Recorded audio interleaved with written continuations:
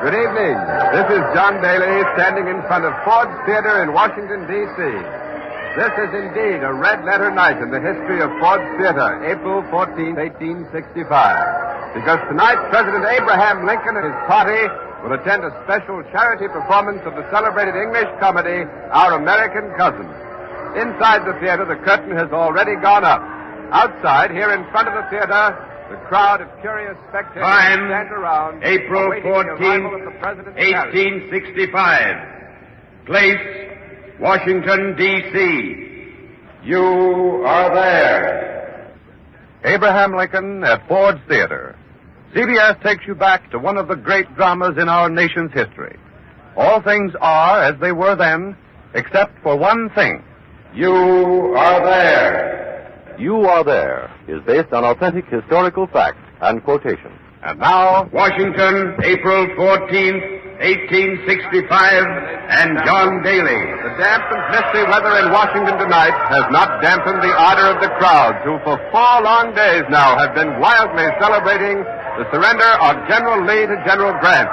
The people here are in high spirits, gathered around Ford's Theater, which is a 3-story, red stone building, windows and entrances in gray.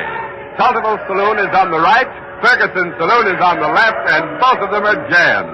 The windows and doors of the houses along both sides of the street are open. People are hanging out of them for a look at the president. Although the curtain has gone up on the play, some members of the cast who are not on stage at the moment stand around in their costumes for a look at Mr. Lincoln. There's John Diet and Mrs. Helen Muzzy. There's young Miss Jane Gowdy and John Wilkes Booth, the handsome, dashing Shakespearean favorite. He is not in the performance tonight, by the way. I think I see over there. Oh, yes, there's Mr. Harry Ford, one of the 3 brothers who manage this theater. Now, if I can just get through to him, excuse me, please. Oh, let me push through here. I'm sorry, but watch the cable. Oh, Mr. Ford. Mr. Ford. Yes, sir? Say, Mr. Ford, this is CBS. You have a great crowd here tonight. Yes, the theater is sold out. And have you raised your prices for tonight? Tonight is a charity benefit. The orchestra is $1, the dress circle and the parquet 75 cents, and the family circle is 25 cents. I see. Well, this is the second time President Lincoln has attended your theater, isn't it, Mr. Ford? Yes, and tonight he's going to sit in the same box. And I brought in that old rocker he likes. Oh, thanks very much, Mr. Ford. Not at all, anytime. Thanks a lot. I think I see John F. Parker, the president's personal guard, arriving on foot. Evidently, he's come ahead of the president to be on hand when Mr. Lincoln and his party arrive. Now, if I can get through to him, excuse me, please. Let me through. I'm sorry, but watch the cable. Mr. Parker! Oh, Mr. Parker! Say, Mr. Parker, this is CBS. Has the president's carriage left the White House? Is he on his way over here? Yes, he and Mrs. Lincoln left about 10 minutes ago to pick up Major Rathbone and Miss Harris. Well, aren't General Grant and Mrs. Grant in the party? No, they were supposed to come, but General Grant left on the evening train for Burlington. Oh, that's too bad. We kind of hoped we'd see the general as well as Mr. Lincoln. Say, by the way, who is Miss Harris? Well, that's Miss Clara Harris, daughter of the senator from the state of Maine. Oh, yes, of course. And Major Rathbone is an attaché at the War Department. That's right. Excuse me, right. Yes, the president's carriage is just coming down 10th Street now. It has crossed F Street. It's going to pull up right here at the carriage platform. The president is smiling, bowing, doffing his high black silk hat to the crowd, and the band that's been waiting here for this moment is picking up its instruments and getting ready to play. Burns, the coachman, is throwing up the horses now. The carriage is stopping at the platform. Forbes, the footman, has jumped down to assist the party as they get out.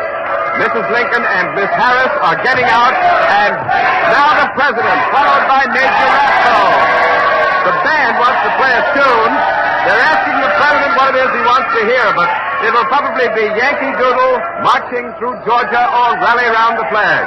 The president just said something to the band leader, but in all of this racket, I just can't hear what he's saying. Oh, do you hear that? It's Dixie! Mr. Lincoln has asked the Union band to play the Confederate song, and they've responded with a will.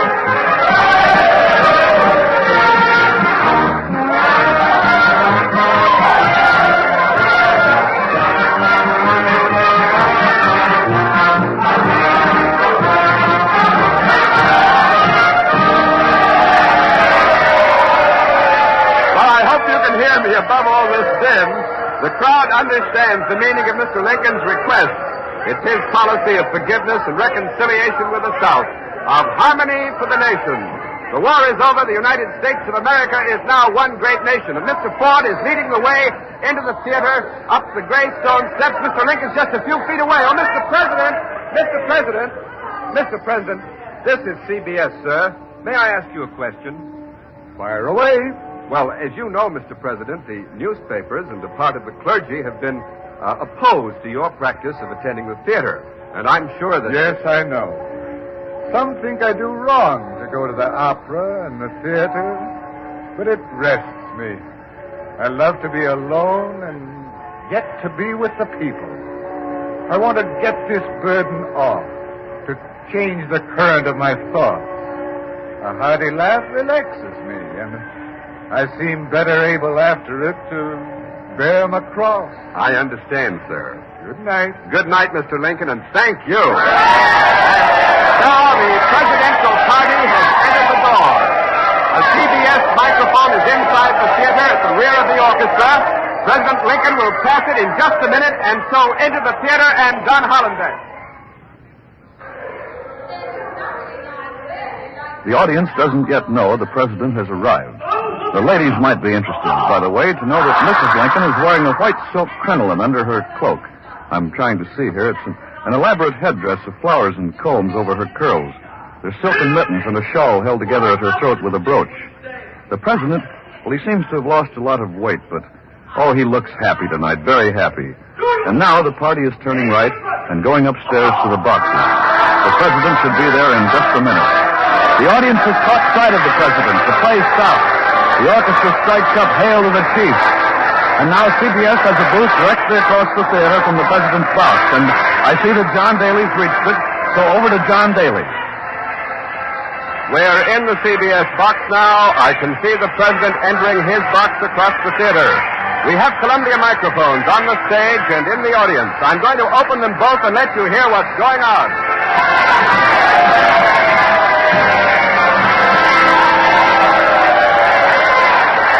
The president is in his box now. The audience is standing. Mr. Lincoln is acknowledging the welcome. Beaming, he nods his head and waves to the jam-packed crowd. And now, motioning towards the stage and the interrupted play, Mr. Lincoln sits down. The ovation continues, but following the president's lead, slowly, almost by sections, the audience resumes its seats and the play will resume in just a moment. Our American Cousin by Tom Taylor, by the way, is an eccentric comedy, as many of you probably know. It's a popular favorite, been performed at least 1,000 times. The play revolves around a typical, drawling Yankee in England who lights his cigar with an old will, burning the document to ashes, and thereby throwing a fortune into the hands of an English cousin. And now, the CBS microphones on the stage will pick up some of the dialogue. Lord Dundreary, a silly, foppish Englishman, is being teased by Florence the heroine, played by the star Miss Laura Keene. Yes, but a lonely one. What sort of night had she? Oh, a very refreshing one. Thanks to the draft I've described for her. What? Have you been prescribing for Georgina, Lord Dundreary? Oh, yes, quite. You see, I gave her a draught that cured the effect of the draught. And that draught was a draught that didn't pay the doctor's bill. Didn't that draught? Good gracious, what a number of drafts. You almost have a game of drafts. What's the matter? That was a joke, that was. Anyone can see the draft has been suspended. Miss Keene has very neatly injected a bit of the national peace celebration into the play. With Lord Dundreary making so much of the word draft, Miss Keene threw in the line, anyone can see the draft has been suspended. And everyone in the audience knows that General Grant suspended the military draft this very morning. That was quite keen of Miss Keene, if I may be permitted the pun. Well, the president enjoyed that joke, too. He's smiling broadly. The play continues, and we'll take you again to the stage presently, but on this gala night, the audience is as interested in the presidential party as they are in the play. Although, because of the angle at which the box is set, they can only see Miss Harris and Major Rathbone. The presidential party is occupying boxes numbers 7 and 8, the partition between them having been removed to make it roomier. The boxes are decorated with 4 flags. The president is seated in that old rocker that Mr. Ford told us about before. There's a chair at the door of the box in which John Parker, the guard, is sitting. He can't see the stage, but he can hear the actors' voices. Oh, evidently John Parker wants to see and hear, for he's now getting up from his chair and taking a seat in the dress circle with a clear view of the stage. Mrs. Lincoln is seated on the president's right, and from time to time she leans over on his arm and they exchange a few words. The president appears completely relaxed, and perhaps his mind is on other things. Perhaps he is looking at his wife and thinking, we've had a hard time since we came to Washington, but the war is over, and with God's blessing, we may hope for 4 years of peace and happiness, and then we'll go back to Illinois and pass the rest of our lives in quiet. But then it's more likely that Mr. Lincoln is just plain enjoying himself tonight, for the president is listening with obvious pleasure to Mrs. Mount Chessington, an English lady in the cast, and Harry Hawk, who is playing Asa Trenchard, the American cousin. Now, once again, our microphones on the stage pick up the play. Well, Mr. Trenchard, you are not used to the manners of good society, and that alone will excuse the impertinence of which you have been guilty. Mrs. Mount Chessington flounces off an aristocratic dudgeon, leaving the drawling Yankee alone on the stage. Don't know the manners of good society, eh? Well, I guess I know enough to turn you inside out, old gal. You sock-dologizing old man trap. What was that? It sounded like a shot, but there's no shot in the play. One moment. Oh, Major Rathbone is struggling with a man in Mr. Lincoln's box. A man who is stabbing wildly at him with a knife. Major Rathbone's giving ground before that knife, and now his attacker has leapt over the railing. He's on the stage. The man has risen. He's running across the stage. He's gone through the stage exit directly under this box. That was Major Rathbone who shouted out, "Stop that man." Someone in the audience has leapt over the footlights after him. Something has happened. Something is terribly wrong. This is not part of the play. Blue smoke is curling from President Lincoln's box. I can't see him because Miss Harris and the Major and Mrs. Lincoln are surrounding him. President Lincoln has been shot. That was Mrs. Lincoln who just cried out, "He has shot Mr. Lincoln." The man did it. The man who ran across the stage. The man who grappled with the Major. John Hollenbeck is out there in the theater, already fighting his way up to the president's box. So go ahead, Hollenbeck. This is John Hollenbeck. I guess we're on the air here. I'm trying to get through this crowd to find out what's going on. I don't know what's happened. I don't know what's happened. What is it? What's happened? Tell me what's happened. Someone has shot Mr. Lincoln. It was Booth! Who? One member of the stranded crowd has identified Mr. Lincoln's attacker. He says it was Booth, the actor, John Wilkes Booth. We'll try to get someone who was in or near Mr. Lincoln's box. Let me through, please. Let me through. Watch the cable, please. Watch it just a minute. Thank you very much. The whole theater's in an uproar. Everyone's standing, running up and down the aisles. Women are moaning and fainting. Miss Keene is handing water up to Mr. Lincoln's box. Watch that cable, please. Men are lifting up an army sergeant and army surgeon up on their shoulders. The stage is swarming with people. We'll get through to Mr. Lincoln's box now in just a second. Stand back! Back! Soldiers blocking the door with bayonets poised. That soldier's crying. Tears are streaming from his eyes. There's an officer. Lieutenant Crawford, sir. Lieutenant Crawford, what happened? Well, I was sitting in the seat. There's the door to Mr. Lincoln's box. I saw Booth go in. Just walk in, but where were the guards? Well, I don't know.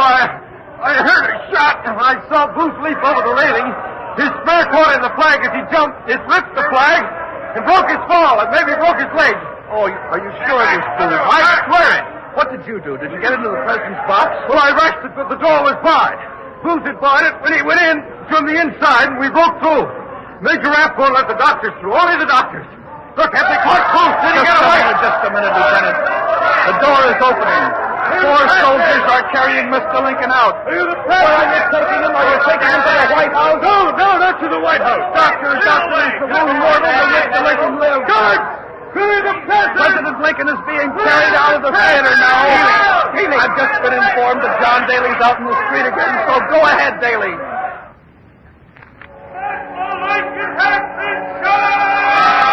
Two more soldiers have joined the 4 who are carrying the president out here into 10th Street. The street is jammed with people who have heard the news. It's a wild, awed, panic-stricken, swirling mob. The guards are having a hard time breaking through the mob, crossing the street. The long roll you hear is the alert being sounded. There's a light in a house, and the door is open. A man stands at the door with a candle, calling to the group carrying Mr. Lincoln. They're taking the president in there. The number is 453 10th Street. Anybody know who lives in that house? Peterson! It's the Peterson house! It's the only house available. The President's White House guard is thundering into the street. Perhaps you can hear the ring of their horses' hoofs on the cobblestone. They're flashing their sabers and clearing the street. President Lincoln has been shot. President Lincoln has been shot. There's been so much excitement. Only now the full horror of what has just happened at Ford Theater is beginning to dawn. We will stay here in front of the Peterson house and bring you immediately any reports on Mr. Lincoln's condition. But we have just been informed that something has happened elsewhere in Washington that we don't know of here on the scene, and so we return you now to our studios. And I'll give you the bulletins as fast as they come in, Quincy, as soon as we get it back from Daly down there on the street, right? How much time have I got, though? How long am I on? Wait a minute. Go ahead. You're on the air. This is Quincy Howe. John Daly has just announced that an attempt has been made on the life of Abraham Lincoln at Ford's Theater. Secretary of State Seward, has also... just a second. Here's the bulletin. Secretary of State Seward has been attacked. A man entered the Seward house on Lafayette Square in Washington tonight. He overpowered all resistance, gained entrance to the Secretary's bedroom, and slashed at Mr. Seward with a knife. It's not known whether the attacker was John Wilkes Booth or an accomplice, or whether the two attacks were connected. Now, here's Ned Calmer with more bulletins. All Washington is in a state of panic this terrible night of April 14th, 1865. There are wild rumors that the entire cabinet has been murdered, that General Grant has been assassinated, that the war is not yet over. There's no evidence as yet that these other wild rumors are true. I repeat, the other rumors are not true so far as is known. Secretary of War Stanton has arrived at the house on 10th Street where Mr. Lincoln has been taken. He's in complete charge of the situation up to now. Now again, Quincy Howe. John Wilkes Booth has escaped. He left Ford's Theater by a rear door, leapt on a horse that was waiting for him, and dashed off into the darkness. Someone from the audience chased him, just missed him, a matter of inches. Booth left Washington by the Navy Yard Bridge, where a sentry challenged him, and he gave his real name, John Wilkes Booth. The following is the fiend's description. Age, 26, lithe and sinewy of body, having probably a broken leg, intense of speech and behavior. Height, 5 feet 8, weight, 160 pounds. Hair black, eyes black, heavy dark eyebrows, wears a large seal ring on little finger, when talking moves his head forward, looks down. That is John Wilkes Booth. Rewards totaling $100,000 have been offered for his capture. Armed pursuit groups are after him already. Booth must have had help. He just couldn't have committed this crime by himself or without lots of preparation. But who slashed Secretary Seward? Who crossed the Navy Yard Bridge a few moments after Booth? Why was it that Booth tried to see Vice President Johnson this afternoon and then left his calling card when he failed? Who cut the telegraph wires out of Washington and why? Where was the President's guard, John F. Parker? How could Booth have possibly gained entrance to the President's box without being challenged? These are some of the questions that the tragedy has raised here in this bewildered capital. How deep do the roots of this plot go? Does the trail perhaps lead right to persons highly placed up in the government? A note has just been handed me. John Daly, in front of the Patterson House, has news of President Lincoln's condition. So we take you now to the Peterson House.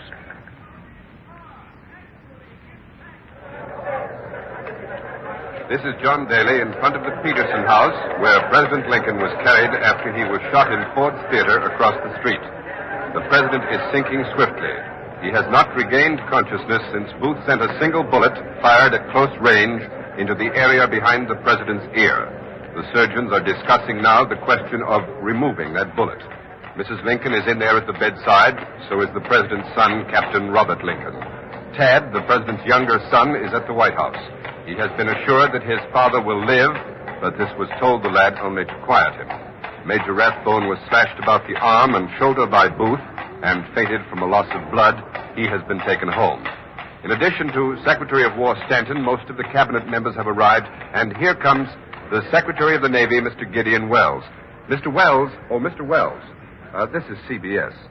We know how great your grief is at this moment, sir, but there are so many questions still to be answered about this frightful tragedy. Will you help us? Who is this amazing madman, John Wilkes Booth? This lunatic, this unspeakable Judas, is a known secessionist who did not have the courage to don the uniform of his cause. But what possible motive, sir, do you think he could have had in committing this hideous crime? Only a mind deranged could have given birth to such an act. It may be that he thought to kindle again the dead spark of rebellion. If so, he is as great a fool as he is a villain. The war is over. The Union will stand.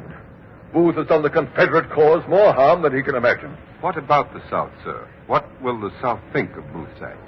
I do not know the mind of the South, but I predict that when the men who fought with Lee, in uniform, under a flag, and according to a clean code, hear of this day, they will shrink with horror from this vile deed. Assassination is not an American tradition. It never struck in this country until tonight. Thank you, Mr. Wells. I know that as Mr. Lincoln's friend and Secretary of the Navy, you want to go in and see him. A note has just been handed me. It says, "Oh, this is sad and tragic news.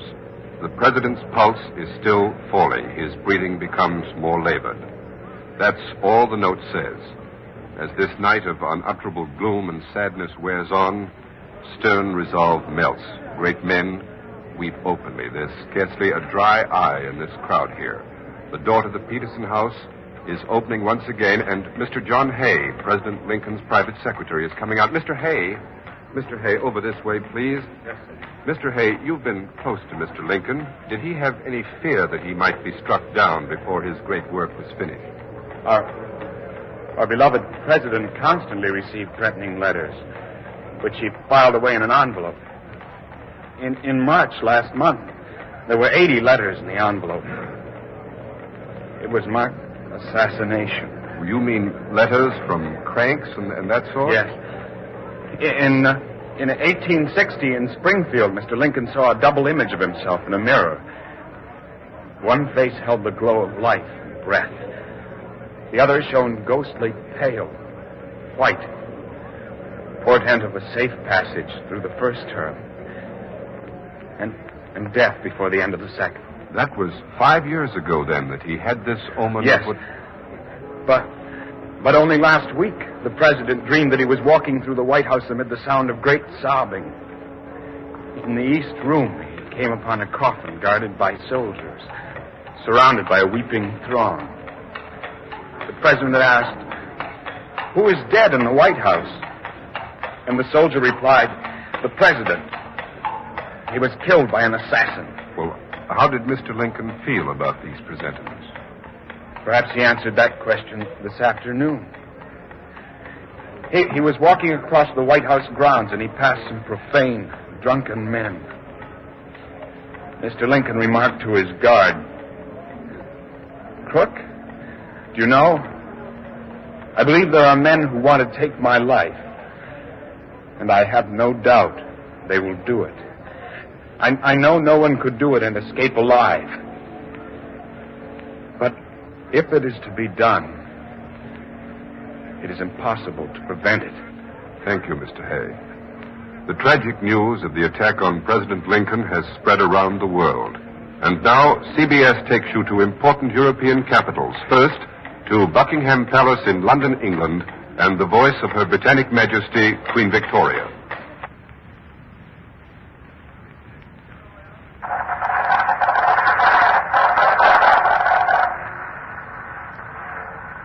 I speak to Mrs. Lincoln.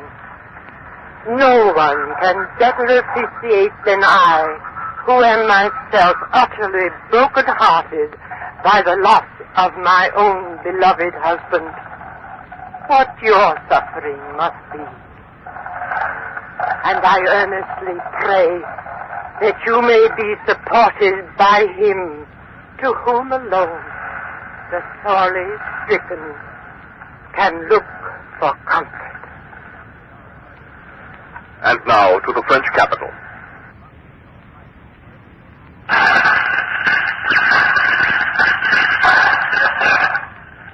This is Paris. I am a French student speaking for thousands of us in the Latin Quarter.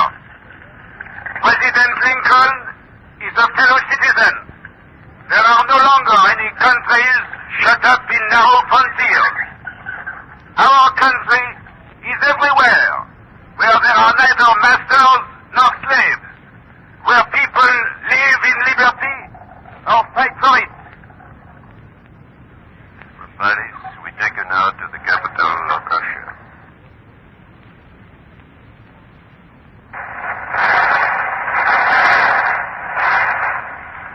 This is St. Petersburg, Russia. I will read a message from Leo Tolstoy, our great Russian author, who has just been informed of the attempted assassination of President Lincoln.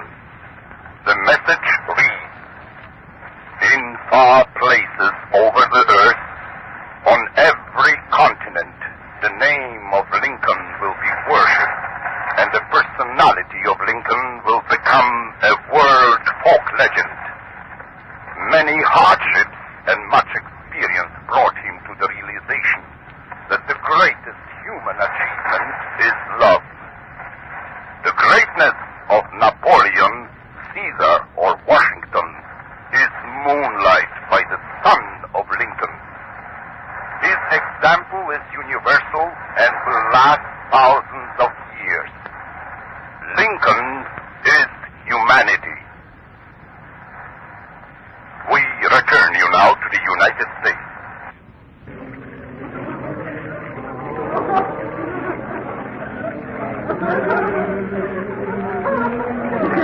This is John Daly in front of the Peterson home on 10th Street. It is past 7 o'clock in the morning, April 15, 1865. President Lincoln was shot last night at 10:15. Doctors say there is no hope. The long vigil will soon be over. Here outside the Peterson house, a cold rain is falling. The sky is dully gray. The early morning mist is like a shroud. The hearts of men and women are overflowing with grief. Some are kneeling, some lifting their voices in the singing of spirituals. We are told that Mrs. Lincoln is not in the room with the president. She has made her last farewell and is seated in a back parlor. Captain Robert, the president's son, is leaning on Secretary Stanton's arm. He has borne himself well. Only twice has he given way to his overwhelming grief. The Reverend Dr. Gurley has spoken a prayer. For Abraham Lincoln, there will be black borders on the newspapers today, anguished sermons on Resurrection Sunday tomorrow in a resting place. There will be the end of the mortal, but the beginning of the immortal. For Abraham Lincoln will live on in the union he has saved, in the freedom he has given, in the dreams he has dreamed, in the vision he has seen, the vision under God of a new birth of freedom, of government of the people, by the people, for the people. Secretary of War Stanton is coming out of the Peterson house now. He pauses in the doorway, and the crowd, looking at his grief-stricken face, is suddenly silent. Mr. Stanton, how is Mr. Lincoln? Now, he belongs to the ages. The dread thing that we have awaited is come. President Lincoln is dead. The victim of Booth's vicious... Washington, April 14, 1865. Abraham Lincoln is assassinated at Ford's Theater.